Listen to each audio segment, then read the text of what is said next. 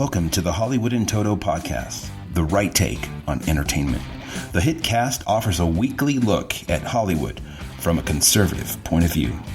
Sick of media bias infecting Hollywood headlines? Tired of stars insulting your views? HiT has your back. Now, here's your host, Christian Toto.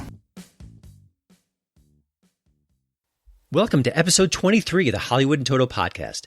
This week we're talking with Lou Perez, a very funny comic and the key voice behind the We the Internet TV YouTube series. Before our chat, I wanted to talk about the White House Correspondents' Dinner. I covered the annual DC event while I was working for the Washington Times. Did it for quite a while, actually, year after year after year. They call it the Nerd Prom. It's a time where the celebrities get together with pundits and politicians in DC for a big event. There are pre-parties, there are post-parties. Of course, the main event usually involves a comedian ribbing along at the president, of course, in a good-natured way. Then the president, of course, will stand up and give some comments back, a little bit of humor. Usually works out pretty well. And, it did when I was covering that. I started out during the last year of the Clintons. And then, of course, when President George W. Bush was in office, I covered that as well. And, I did see a bit of a shift over time. When Clinton was in office, you saw a lot of celebrities. And then when Bush came into power, much, much less. But then there were still celebrities around, and they were still willing to kind of chat and get together and commiserate. And it was a much less hostile time than, frankly, it is right now. Just want to share a couple of memories of those days. It's a long event for me. I often would work in tandem with a fellow reporter of the Washington Times. That was a little bit sort of awkward in that we had to kind of be on the same page, and we're kind of going in different directions. I had to pool our notes at the end of the night. But one of my favorite memories was meeting Harrison Ford, although it didn't quite go the way I expected. I saw him in the crowd. A big, big group of people were surrounding him. And of course, I had to interview him. As a reporter, I was able to kind of approach just about any celebrity at the pre and post parties. And most of them were very cool. And certainly Harrison Ford technically fit that bill. So I kind of worked my way through the crowd very patiently. This guy was my movie idol. I had to speak to him. And I prepared 3 questions. I don't remember what they were, but I did fear at the time that, boy, I know he's not a very good interview. He's a bit stiff. He's a bit sort of awkward when the press is talking to him. What's going to happen when I get to him? But you know what? This is a party. It's a lively atmosphere. It looks like he was having a good time. So I threw him my 3 questions. And of course, he answered very politely with 3 one-word answers. I don't even know what he said. But I just remember thinking, oh yeah, he's a horrible interview subject. And the rumors are true. Another time I did try to speak to one of the bigger names, I guess, on the pop culture scene today, Stephen Colbert. And like I said, most celebrities are pretty cool and pretty approachable. They didn't kind of shirk off the press. They were willing to chat with you for a couple of minutes if you didn't kind of invade their space too dramatically. But he was one where I tried to talk to them. He kind of stonewalled me a little bit, agreeably, but just kind of putting me aside. And then, of course, I kept trying, and he never got back to me. So never got a chance to actually talk to Stephen Colbert. But I talked to other folks, Tobey Maguire, the great director John Waters, a whole bunch of folks. You never know who was going to be there at any given time. Bumped into Matt Drudge a couple times as well. I think my most depressing memory of these events was maybe one of the last ones I covered. And this is a very long day for a reporter. I mean, I mentioned the pre and the post parties and the whole thing, and I was kind of taking notes and trying to be on game, or on purpose, as you were. But at the end of the night, I just wanted to go home. Even though I was in this really cool, exclusive party, I was done. I just want to go home, kind of collect my notes, and just call it a night. So as I'm kind of weaving my way out of this particular party, who do I see? Dr. Ruth Westheimer, who I think at the time was about mid to late 70s. And she is having a blast. She is drinking. She's having fun. She's kind of soaking in the party. And here I am, I guess in my 30s at the time, just exhausted, wanting to go home. And I just felt, boy, if she can out-party me, that's kind of sad. But hey, she is Dr. Ruth Westheimer, and I'm not. So now this year, I'm not going to be in D.C. I'm based in Denver. And the D.C. event will not be the same. President Trump will not be there, kind of breaking a long-standing tradition. The show will go on. I think there's been multiple outlets that maybe have kind of pulled their support. I'm sure it'll be a fraction of what it once was, certainly when I was covering it. But there's going to be another event called the Not the White House Correspondents' Dinner. That one's going to be hosted by Samantha Bee, and it's sure to be an absolute roasting of President Trump. Now, this one will go on live on Saturday, April 29th. It'll be shown on Twitter. You can kind of follow it that way. And then later on TBS, where that's the station where Full Frontal Samantha Bee's show is aired normally. Now, I expect a lot of profanity because given that delay and given the fact that she curses during her regular show, I'm sure this is going to be an extra special night where she can unload and destroy or eviscerate, whatever adjective you want to use, on President Trump. Will it matter? Well, Trump's not going to be there. He's going to be holding a rally separately, kind of splitting the media into a whole bunch of different directions, which is kind of what he does anyway, kind of tweaking the media and showing them that maybe they're not the boss. So as much as I've been distrustful of Trump in a lot of ways, I kind of love that about him. So, you know what? I think at the end of the day, this event is not the same this year. I suspect it'll be the same next year as far as being fractured and a shell of what it once was. And frankly, if the White House Correspondents' Dinner just goes away, I don't think that's a bad thing. I think what used to be kind of a nice, fun event where people could get together and kind of put aside their differences and celebrate the whole process, free speech, the power of the presidency, the ability to kind of joke about each other, I think we're losing a lot of that. And I think this event is kind of getting sour, frankly, from what I understand, especially after that Stephen Colbert roasting of President Bush a few years ago at the White House Correspondents' Dinner. So I don't know if Trump's going to actually drain that swamp or shake things out or interrupt the deep state, as it were. But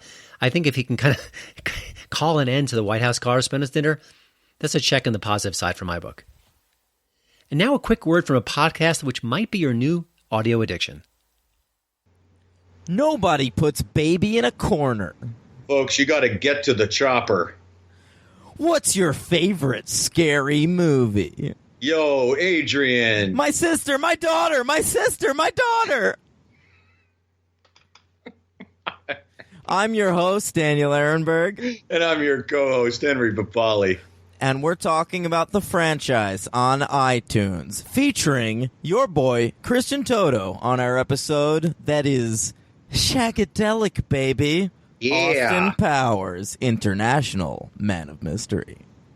Only on iTunes. This week's hit tip of the week is a box office bomb from 2007. Its full U.S. box office tally, $10,000.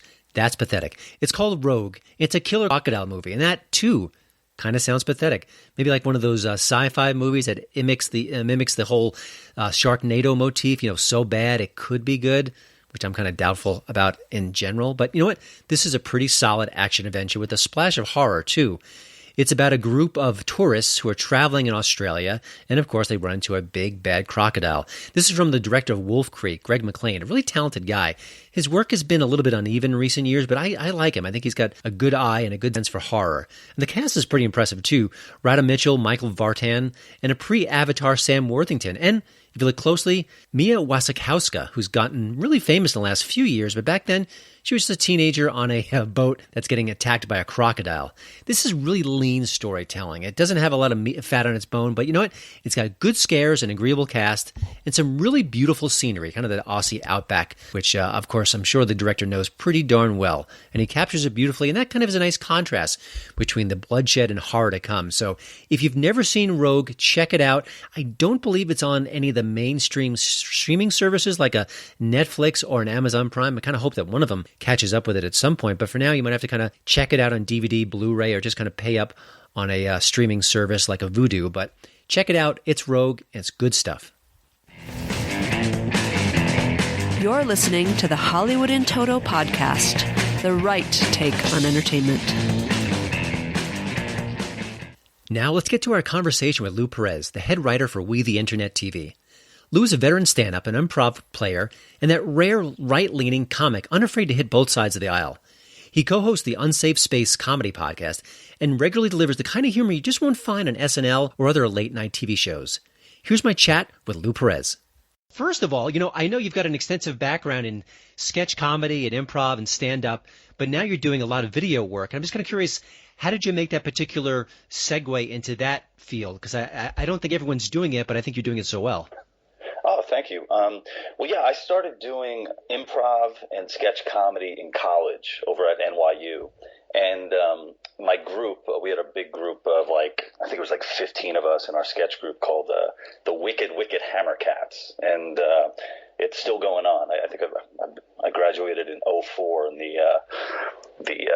the group is still breathing. And one of the things that we did is we did a live show, so we did live sketches, and then in between, rather than having lights up and lights down, we would have these segues that were filmed video segues.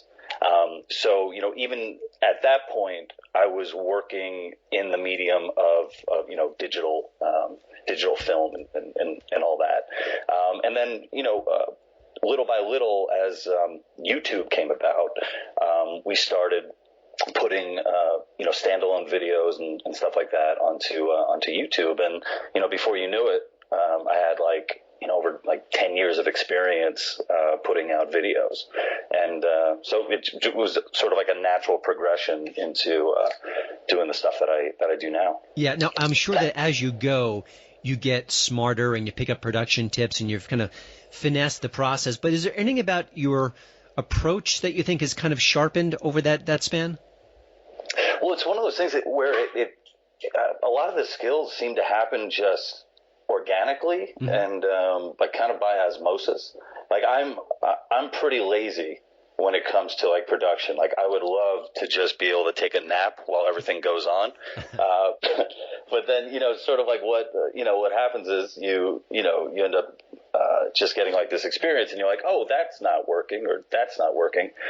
So I think more than anything, the amount of writing that I did in that time was really important to shape, the comedic mind, if you will, that I have. So a part of it was working with my director from NYU and up through my adult years. This guy named AJ Morales, he was a playwright, and he was he had a very strong mind for writing, and then basically having a tenure at the UCB Theater. I was doing sketch comedy there, since I was 21, and there, you really have to hone your skills in order to be able to put up a show. Gotcha. And one of the, we had there's so many great artistic directors, and I think the one that really had a big impact on us was this guy named Anthony King. And it really came about, especially when I was doing my two-man stuff with my group, with my duo, Greg and Lou, where, we would put up a two-man show, and we'd be like, this is amazing, this is great, we're totally going to get a run. And then Anthony's like, nope. This sucked. Work on this. And of course, when you hear that, when you've been working, putting something together for however long, you're like, no, he doesn't know what he's talking about. But no way. But in reality, no, he was right. And you need to work. You need to work harder. And a lot of times, what you think is your best idea, probably isn't. Yeah. I went to art school. I remember my fellow students who were the most critical of their work, I thought were the best artists. And the ones who kind of just leaned back and said, yeah, it's good stuff, they weren't so good. You have I guess this is a newish series. It's called First Amendment or A-Hole, and I'm using that just because I don't want that explicit warning on my podcast. Sure. Talk a little bit about that, because it's a very fun vehicle to really share good information that's really applicable now, given the political tenor of the times. But of course, it's kind of woven into humorous little bits that make it more, I guess, digestible.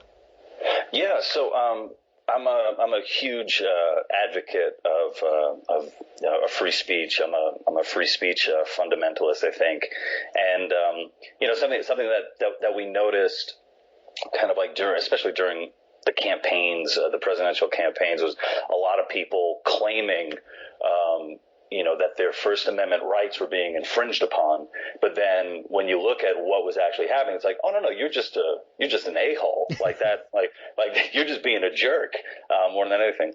So I had the idea for a series where we sit down with a First Amendment scholar, a law professor, and go through a number of scenarios and have him tell us whether or not it's a First Amendment issue where someone's rights are being violated, or it's an a-hole issue where the person should probably just sober up and go home and sleep it off. And thankfully, we found Barry McDonald, who's a professor at the law school at Pepperdine, and he was such a great sport. We shot with him, I think, for close to 2 hours, and I was just every ridiculous scenario I would throw his way, he handled it with complete aplomb. And and apparently he's told us that he uses some of the videos in the courses that he teaches. So nice.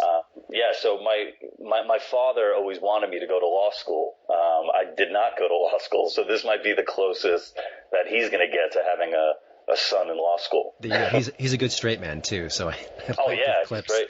Well, one of your recent We the Internet TV videos is 6 riding tips, and it's very funny, very smart, and very well put together. And I was watching, I'm thinking, I'm enjoying this, but part of me thought, boy, why didn't SNL do this? This is a Saturday Night Live sketch that just never happened. Why? From your perspective, why? I mean, it seems it's not to insult the sketch because it's great, but it's low-hanging fruit, and no one's swinging at it but you guys. You know what? I'm gonna have to call up Lorne Michaels and have a talk with him. Well, thankfully SNL didn't jump over it all over it, so we were able to do something. I don't know why. Why some shows or programs will take on certain issues versus others, but I think, like you said, it was ripe for the picking. The Antifa or Antifa, I still have no idea how to pronounce the name of the group. The It's Black like GIF Bloc. or GIF, you don't know really. Right, yeah, exactly. But yeah, I mean, it was. I have, being someone who's, like I, describe myself as a free speech, fundamentalist, I want more and more speech. And I think the reality is when we're talking, we're not fighting. And it may be that, I'm only, I'm like average height, 5'10", and I think now I might be, pressing the scale at maybe like 180 or something like that. But I'm not an imposing figure. I'm not a great fighter or anything like that. So maybe if I was a tough guy, I'd want to live in a world where we just went around punching each other. But since I'm not a black belt in jiu-jitsu or anything like that, I prefer being able to talk things out. And with the Antifa, the anti-fascist movement, the Black Bloc. I mean, what you're seeing are people just using violence to silence people with who they disagree with. And there are a bunch of videos coming out from the inauguration in D.C., from the riots that happened at Berkeley, that they were trying to shut down the talk that Milo Yiannopoulos was going to give, and they succeeded in doing that, and they caused over $100,000 in damage. And you just start to see the methods of how they go about their business, and one of them is ganging up on a single person. So if there's 10 of you, it's a lot easier to beat up one old lady or to mace her in the face than if it was an actual one-on-one fight. So these are just 6 tips that I think any anti-fascist can really work with. Gotcha. You're being self-deprecating about your physical size, but you are fighting the fight in a way, and I think one of the ways you do it more effectively, perhaps, is through some of your work. You've got a podcast and also a live show that deals with unsafe spaces that really lets people talk about stuff and in a more personal way, in a more reasonable way. What are you learning from that? Because I think we all have the sense that everyone's crazy, everyone's animated, everyone's violent because we look at Facebook and Twitter, but I'm going to guess you've got a different perspective just on the sort of these one-on-one interactions you're having. Yeah, well, one of the reasons why my co-host Toby Murashanu and I came up with the idea for Unsafe Space is that being comedians in Los Angeles and posting a lot of our jokes or views online, what we notice is that when you don't have to look at the other person across from you in a real life situation, you get to say the most horrific things possible, and you get to paint that other person as a monster. So we wanted to move away from that and see what would happen if we got people into a room on a stage and just had them talking. And right off the bat, we wanted to get people of all different perspectives. And doing the show in LA, it's incredible how many audience members we have who've never heard arguments from quote unquote the other side before. And we're putting it in a space where we're talking about controversial issues. Like, for example, our first one that we did was police brutality, and we had a history professor named Thaddeus Russell on, who's a pretty radical guy. We had an LAPD police officer on the panel as well as We had a black comedian. We had a gay Chicano comedian. We had me and Toby, and then an audience too. Mm-hmm. And everyone was there, and everybody was arguing. Everybody was, taking issue with what everyone was saying, and everyone was laughing too because there was jokes there. And I feel like jokes in comedy is a nice way to cut the seriousness down a little bit. Yeah, absolutely. I love that. I love to hear that too. You wrote me, we were kind of setting up this interview, and you wrote me that you said a lot of political comedies dressed up activism, which I can't stand. And you wrote about that recently in an online publication. I'll have that linked on the show notes as well. Talk about that, and how do you is it hard to police yourself that you're not just being funny but sort of being self-righteous? I mean, I think that maybe many comedians don't want to go down that path but end up there anyway. Yeah, I found out it definitely is a challenge, and I feel like comedians, for the most part, some people get a more, I don't know, they feel like their calling is a lot higher than just telling jokes. Like they feel like they need to lecture the world on what's right and how to live, how people should live their lives. For me, as far as like politics go, I guess I'm in the libertarian camp. That's where I'm at. But before I was a libertarian, I was a comedian. I was doing comedy before my politics changed and shifted. So for me, it's always about going for the funny. And part of at least my comedy is it's not just holding up a mirror to the world, if you will, but also remembering to turn that mirror around and look at myself. And something that I've just realized as I became a libertarian is that I don't know a lot of stuff. Mm-hmm. I don't have all the answers, and you know what? I'm a pretty ridiculous person, and some of my beliefs are pretty silly. So part of it is definitely trying to keep myself in check. But then I have great people working around me too at We the Internet who are able to be like, that sounds a little preachy, or let's dial it back over here. So I'm fortunate for that, for sure. Gotcha. The fact that you are sort of, I'll sort of just say generically right of center as a libertarian, and you're in the comedy field, and comedians tend to be left of center, at least the ones we've seen. Is there a friction there? Do they sort of say, you know what, I disagree with you, but I love your stuff? Or what's kind of being in that ecosystem? Is there anything unpleasant about it, or is it actually more understanding and open-minded than we might think? Yeah, well, the people who have, say, unfollowed me on Facebook, I don't know who they are. If they unfollow me, I know there's quite a few times where I'm like, oh, I haven't heard from so-and-so in a while. But for the most part, I think I've been really lucky to meet some incredible people in comedy, and people who I've been friends with for, maybe going on decades who disagree with me. But at least I think we see each other as coming from a good place, and a place where I think if we needed help, we would help one another. And I think that's really important. There are some issues that, like an issue like guns or something like that I think, it might get a little bit more hostile as far as, the dialogue. Mm-hmm. But I'm always willing to have that dialogue. I always say, I try to hold myself up to that standard where I'm going to be willing to talk about it. And it's on the other person if they don't want to have that conversation. Mm-hmm. Are people within your sort of industry, are they worried about the Twitter fallout, the PC restrictions, the fact that even a Dave Chappelle, who is kind of like the king of comedy at this point, he can put out a comedy show or two from Netflix and get called transphobic? I mean, does that impact you and your colleagues as far as what you can and can't say, or do you have to kind of just barrel forward? I mean, if I'm a comic and I'm not, I'd be worried to death about that.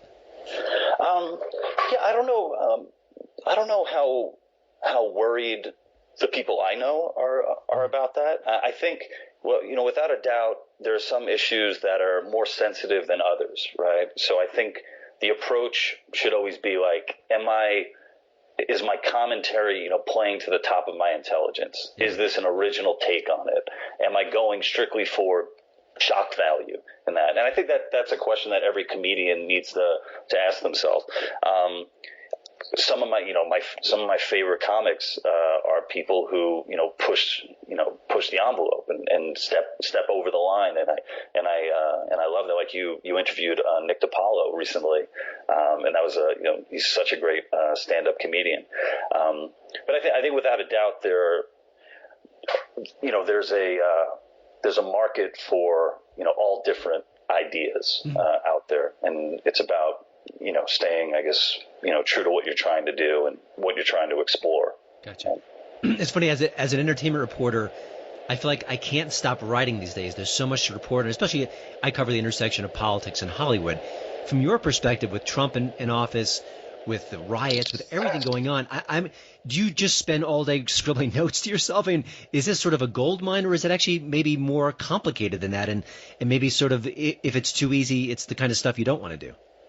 Well, I think with Trump in particular, there are so many outlets right now for comedy, especially political comedy, whether it's late night shows or you have Samantha Bee, John Oliver, The Daily Show is still going. So Trump as a character or as material, you have all these people picking at it. So it can be a little tough to find an interesting angle on that. So and then also there's just the reality of just the way the nature of the internet. There's just piles and piles of new stuff every single day, where, like if there's one scandal on Monday, it's almost like stale by Tuesday, and being in a field where you're making videos, it's like, well, you got to come up with a script, and then you got to put your crew together, and then you got to edit that thing, and then you got to get notes and all that. So there's a real risk that by the time you come out with it, either someone's done it already, or it's stale. So with that in mind, we try to do hit ideas that are a little bit more evergreen whenever we can. Stuff that it's just always going to come back to. Gotcha. You mentioned Nick DiPaolo before, and as part of this podcast, I do try to interview right-of-center comics. It's sort of my niche, and it's what I'm trying to explore. And I feel like if I went to do that nonstop, I'd be done in maybe 2 or 3 days. There are so few of them, and I think about there are so few people doing what the internet does as far as hitting all sides and hitting subjects that aren't hit. Are you finding that sort of from a pragmatic point of view, is it kind of a helpful to your career as a humorist that, hey, if everyone's dumping on Trump and everyone's kind of going from this perspective, even if I dip a toe to the right, I'm all of a sudden alone in the crowd. Talk about that. I mean, is this sort of a new opportunity in a sense? And I'm not sort of dismissing your talent. You're a very funny guy, but I just think from a professional perspective, I would think this is sort of maybe a great way to go. Right. Well, my dad is an immigrant from Argentina. And he left Argentina like in the late 70s, and I was born in the early 80s. So he came from a country that was like under so much turmoil in the late 70s, early 80s, where he'll tell me, he's like, Louis, in your field, you got to be careful what you say, Yeah. And I love my dad, and he obviously has the best of intentions for me, but what I found was. My career as a writer, as a performer, was kind of, there were a lot of times where I was like, oh, I think I'm gonna have to get a real job at some point. That's where my career was going. But then when I started to become more vocal about my beliefs and the way I see the world, what I noticed was that more people started listening. Mm-hmm. And what I love about We the Internet is that it's a great opportunity for me to express myself and to express opinions that might not be that popular, but definitely has an audience who's looking for that kind of entertainment. And yesterday we actually a pretty big thing happened. We won a Webby Award. Excellent. We won a Webby Award for best variety in online film and TV, and we were up against like. Conan O'Brien had a show on it, so it's pretty wild to see like our subscriber base growing and people reaching out to me and being like, oh, I love your stuff. And then also it looks like, hey, maybe a little industry too is checking us out. So that's Gotcha. it's a lot of fun. Yeah. What's been the most surprising reaction from people who enjoy your work?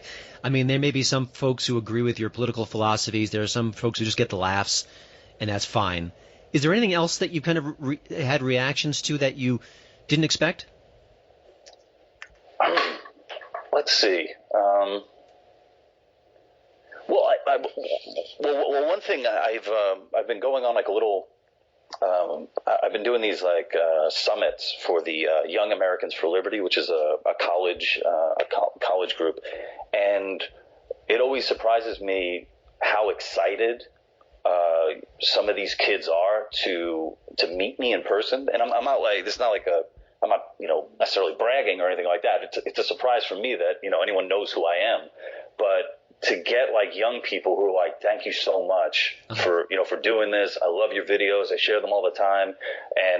And that's really cool to meet younger people, people I'm 15 years older than, who are digging the stuff that I'm doing, so it's like, I'm not just talking to, the 35-year-olds out there or the older people, like these young kids are digging it too. So that's been a surprise. Yeah. This is, I think, a fairly hacky question, but I'm going to ask it anyway. I think every comedian, I'd imagine, has their worst story or sort of a stand-up fail or something that just didn't go right. Because I mean, crowds are fickle, and it's a very tough career. And anything jump out at you as like a moment early in your career, you go, oh, it gives me chills just thinking about how bad that went. Oh man, well, years ago, when I forget how many years I was into doing stand-up, but I was invited to do stand-up comedy at a fashion show. Now, that's already weird that you would want a comedian at a fashion show. But this fashion show was held at the back of a bar, and I think it was Bushwick or Bed-Stuy, and everyone there was black. So it was like a lack of a better word, a black fashion show, and the clothing that they were modeling was all lingerie. Uh-huh. So a black lingerie fashion show. I walk in. I'm the only white dude there. I walk by a table of people who are selling dildos and stuff. It was it was wild. The show's supposed to start at 10. It's 11 o'clock. It's 11 o'clock. Nothing's going on, and then I'm kind of like rushed on stage by the host, the MC of the night, whose name I hope I'm pronouncing it right. Time of Your Life. That's his name. Time of Your Life. So Time of Your Life does absolutely nothing to warm up the crowd and says, "Yeah, here's going to be some comedy," and I get up there and I eat it for, man, I don't know if I was supposed to do 10 minutes or something like that, but it felt forever of people just staring at me like, why are you here? What are you doing? So that was pretty painful. Did you get a cut of the dildo sales though? I wish I had left with at least one dildo. I mean, that would have been kind of a party. That would have been great. So that was particularly bad. And then I think a couple of years ago I bombed for a half hour at a corporate party, and that was really painful because I hung out afterwards to get free drinks and food. So I just had people coming up to me like, it wasn't that bad. It wasn't that like they could read on my face like, when I got that check, I'm like, I don't deserve this. I should not be paid for this. Well, things are much better these days, and I really enjoy your work. And before we let you go, though, Lou, we always ask guests of the Hollywood in Toto podcast this question. What are you watching these days? What are you listening to? What's on your books, your nightstand, book-wise? Anything kind of pop up that you can recommend that maybe is a little bit different? I mean, not the, go see the new Alien movie, because everyone's going to go check out that, of course. But anything else you can recommend that's a little bit off the beaten path? Yeah, there's a website called shortoftheweek.com, and they play short films, animation, and documentary and stuff. And I'm finding myself kind of in this this rabbit hole going down with the stuff that they're featuring, and it's all over the place. So you have stuff that's comedic, you have stuff that's animated or sci-fi, and then you have documentaries as well. And there's one, I don't mean to bring everyone down, but there's one that I just watched about. It's called Alzheimer's: A Love Story, about a couple. One of them is battling Alzheimer's, and the other one is, his caretaker. It is a powerful short, like 15-minute documentary. Yeah. So there's that, and then on my shelf I have Charles Murray's The Bell Curve. The infamous, controversial Bell Curve. And I figured, hey, if everybody's protesting this thing, I might as well read it and see what it's about. What I didn't know is that it's 800 pages. So I might just say, nah, I'm not going to read it. I'm just going to go to the protest. Check out that Cliff Notes version. But well, Lou, thank you so much for checking out us with the show and sharing some of the stuff you've been working on and your, of course, worst stories, which are definitely in the past at this point. You can check out Lou at We the Internet TV. And Lou, where else can we find you? Can I give a couple of quick plugs, your Twitter page and other places where you can find your work? Yeah, you could follow me on Twitter at Lou on the Subway, and you can hit me up on Facebook as well, Lou Perez. So. Excellent. Thank you again, Lou, and maybe next time we'll talk to one of your colleagues at We the Internet TV. Sounds great. Thank you. Thanks, Lou.